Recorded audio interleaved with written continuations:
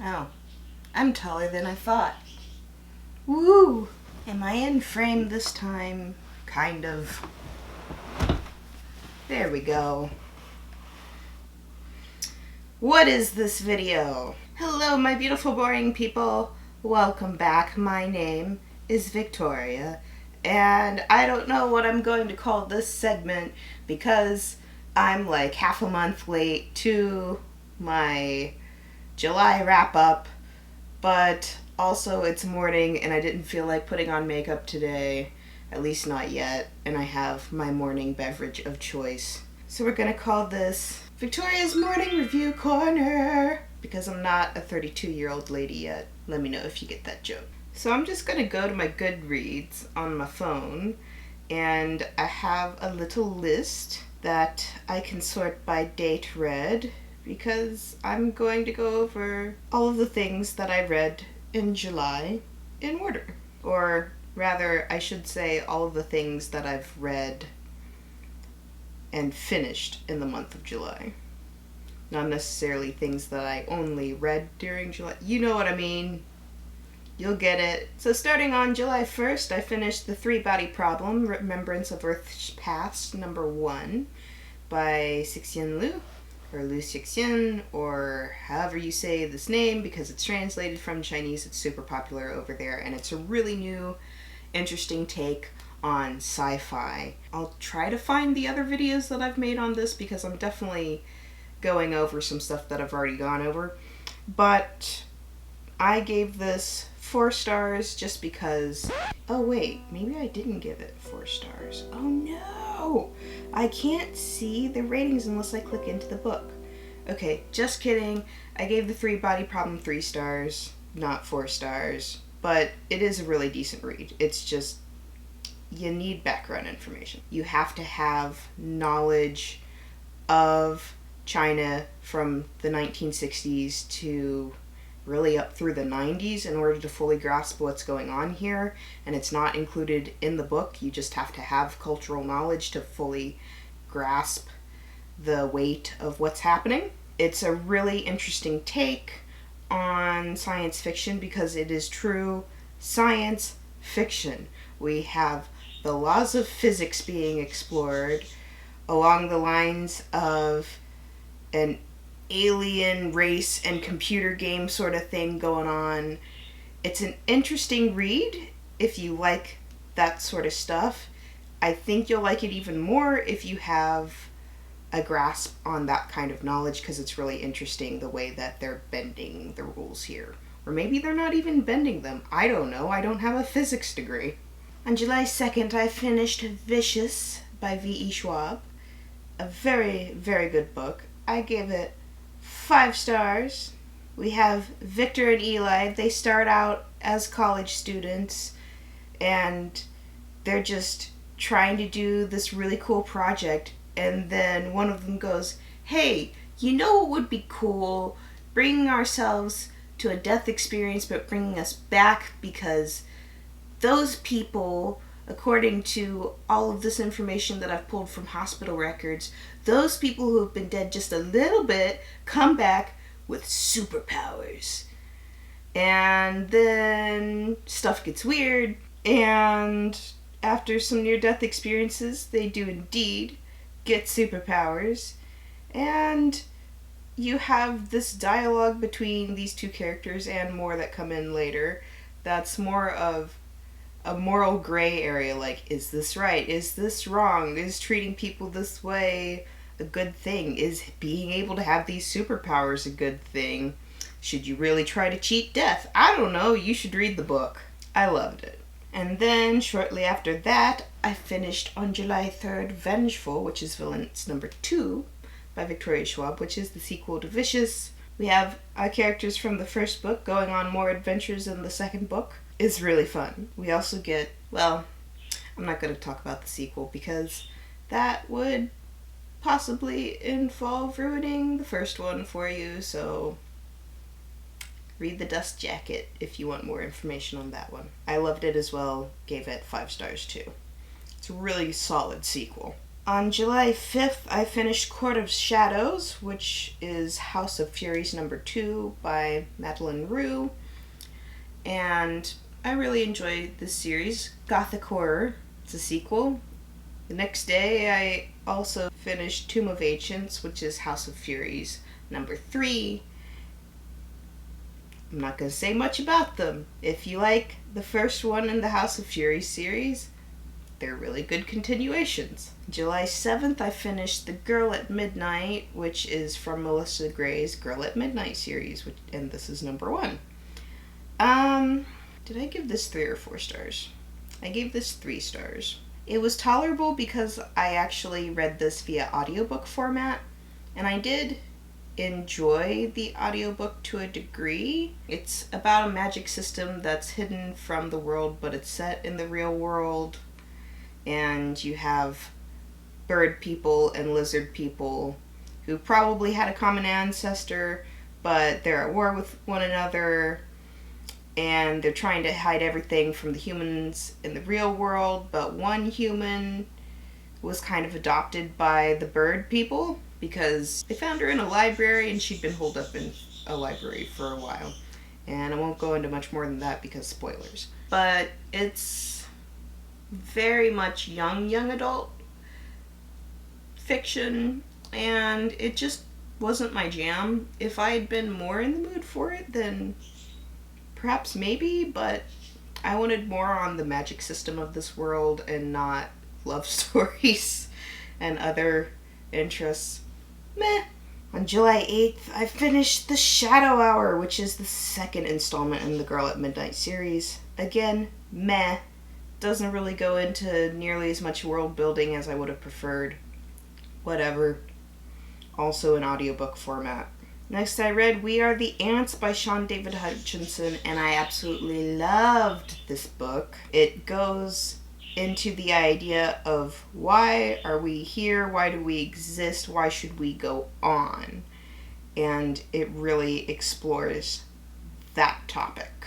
I will say, trigger warning, suicide, but not directly touched on, because the main character in this book is dealing with the aftermath of why should he still be here when his best friend decided to commit suicide previously, and he's really struggling with that. But really, really interesting read. This is going in my all-time favorites. On July 12th, I finished The Savage Song and Our Dark Duet, which is part of the Monsters of Verity series by Victoria Schwab. I gave the first one 4.5 stars. I gave the second one 4 stars.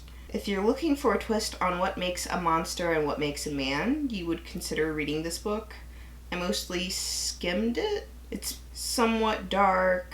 I made a full video on these already. I'll link them below. On July 13th and 14th, I read Tokyo Ghoul Re Volumes 3 through 5.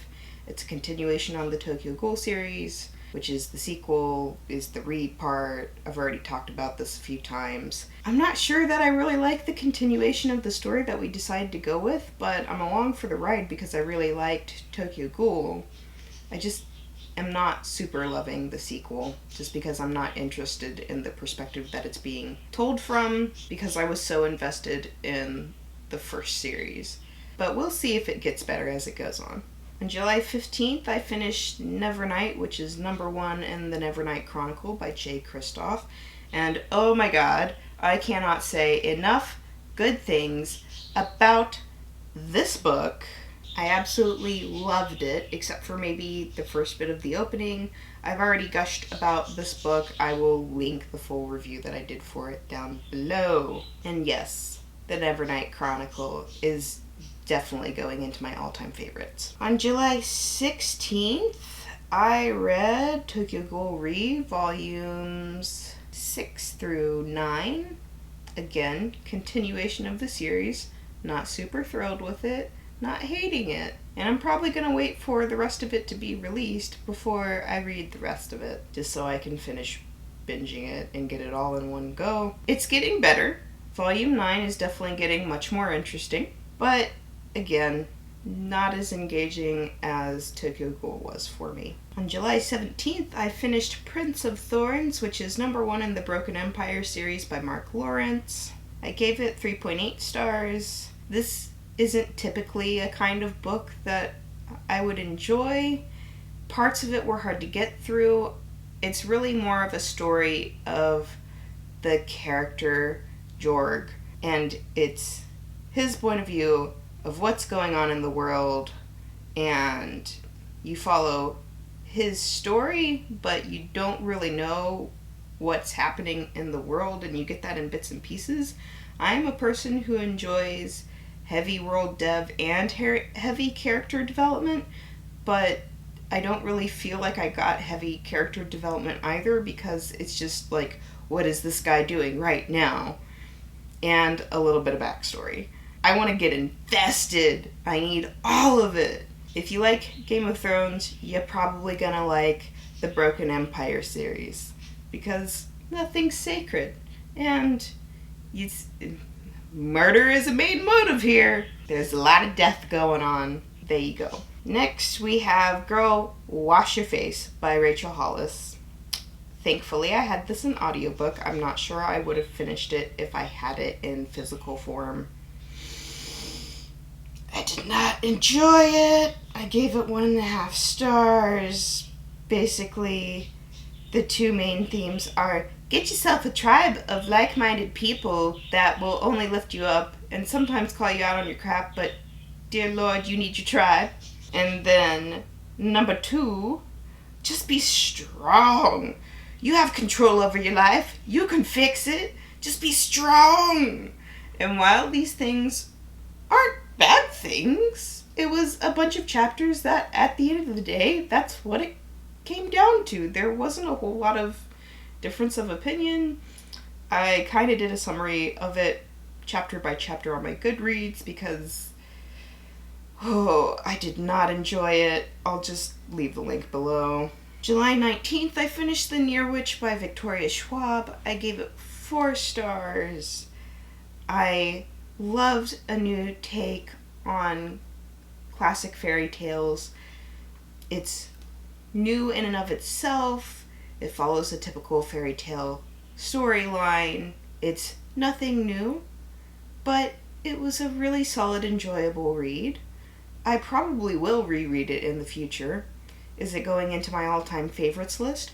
No, but it was really solid, especially for a debut novel. And I really appreciated the reprint of it because it comes with a little, it's not a tassel, it's just like a piece of ribbon that you can use as a bookmark throughout the book. It was a really nice gesture. I wish all books had that, really. Just books coming with their own bookmarks. Not necessary, but really fun. On July 20th, I read The Archived, which is part of the Archive series, #1 by Victoria Schwab. And it was okay. I think I liked this more than the Monsters of Verity series. Again, not as much world dev, but it was still pretty good. I already made videos about this. I'll link that below. Next we have The Fires of Heaven, which is Wheel of Time #5 by Robert Jordan. In case you haven't noticed by my earlier ramblings in this video, I love world dev. I love getting tons of detail. I love tons of detail on character development. Of course I gave this 5 stars. On July 21st, I also finished The Unbound, which is the Archive #2, which also got wrapped into The Dark Vault, which is the combination of the Archived and the Unbound rolled into one book, but at the end of it, it has a short story to go into more character development. It was a solid read. It's not going into my all-time favorites. July 23rd, I finished God's Grave, which is #2 in the Nevernight Chronicle by J. Kristoff. Oh my god, yes please, give me more. How dare you, sir, for leaving off where you did. If you read the end of this book, you'll understand why I'm making that reference. It's also just as good as the first one, if not better, I'm not sure if I want to make a call on that just yet because I love it so much, and I'm really excited for the third book in the series to come out on September 3rd. On July 24th, I finished The Savage Dawn, which is the third installment of the Girl at Midnight series by Melissa Gray. At first, I tried to actually read it via a physical Kindle copy. I just could not get through it. I got the audiobook for it, finished it. This is just a series that I did not really like. I gave the whole series roughly 3 stars. Meh. July 27th, I finished The Name of the Wind, which is #1 in the Kingkiller Chronicle by Patrick Rothfuss. Oh my god, I love this book so much. I'm getting all of the world dev and character development that I love so much. It's being told from both third and first person because it's a story you're either gonna love or hate because you're following the main character Kavoth through his retelling of his life as a scribe is taking down his story. And throughout most of the story, it's told in first person so that it makes a more engaging story. But sometimes we reel back and he's like, hold on, stop the story, we got stuff to do in this little joint I got going on here because I'm now running in and I don't do cool stuff anymore. Either you're gonna love or hate this book. That's all I gotta say. I love it. It's going in my all-time favorites collection. It's probably going to be a classic at some point. It's that good. Also, I already made a video about this. I will link that below as well. And then on July 30th, I finished Cersei by Madeline Miller. And I really enjoyed the story. Of course, you're following Cersei during her life. She's part of ancient Greek culture. She does stuff on her little island that she gets herself banished to. And it's really interesting to hear Greek myths told from the point of view of the god, goddess, whatever you want to call them. I mean, it's just interesting to hear a story told from their own perspective. The only reason I didn't give it 5 stars is because it's not going in my all-time favorites. I don't plan to reread it 24/7. But if you like Greek mythology, you're probably going to absolutely love this and lap it up. But that is all I have for you for my end of the month July wrap-ups. I'm going to link a lot of stuff in the description down below because I basically already filmed most of this. I just thought I would conglomerate it all in one space. I don't know. I'm not a very interesting storyteller yet. I'm working on it. I need to get better on talking about the synopsis of each book rather than just being like, I liked it. I didn't like it.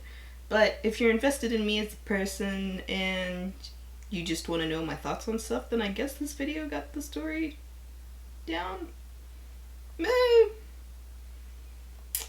Anyways, I'll see you in the next video. Bye!